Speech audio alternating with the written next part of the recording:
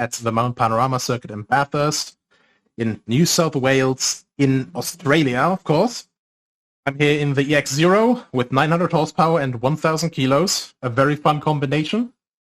And yeah, 6.2 kilometers pretty much for the circuit.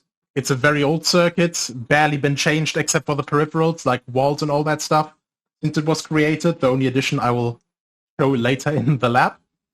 And yeah, let's have a quick look how this lab looks in this car here. Of course, first up we get to Murray's Corner, the final corner, 90-degree left-hander.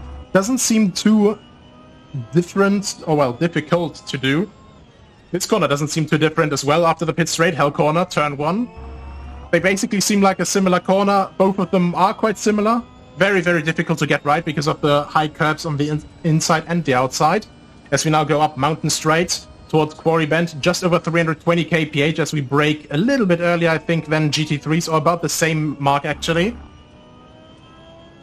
Quickly down to first gear, now through the cutting, a little bit wide here, but you can make a bit of a compromise here, take a bit more of the camber instead of going further inside. As we go through Griffin's Mount, now to Reed Park, a big lift there to get that turn in. Now going down the hill again, over Solomon Park. Again, you want to take it flat out, but it's not quite possible. As we go through McPhillamy Park now.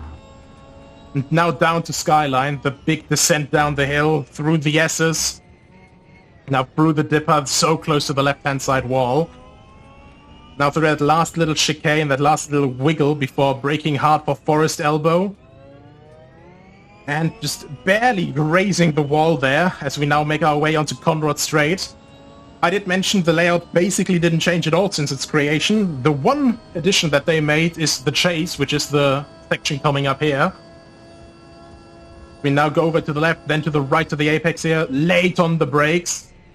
Turning in, trying not to hit the curbs again. Could have been a bit closer, but with this guy, it's a hell of a job to get a perfect lap. Now hard on the brakes again for Murray's Corner. A bit of oversteer there from shifting down. And across the line, getting a 1:39.7. So around 20 seconds faster than the GT3 cars that race here in real life.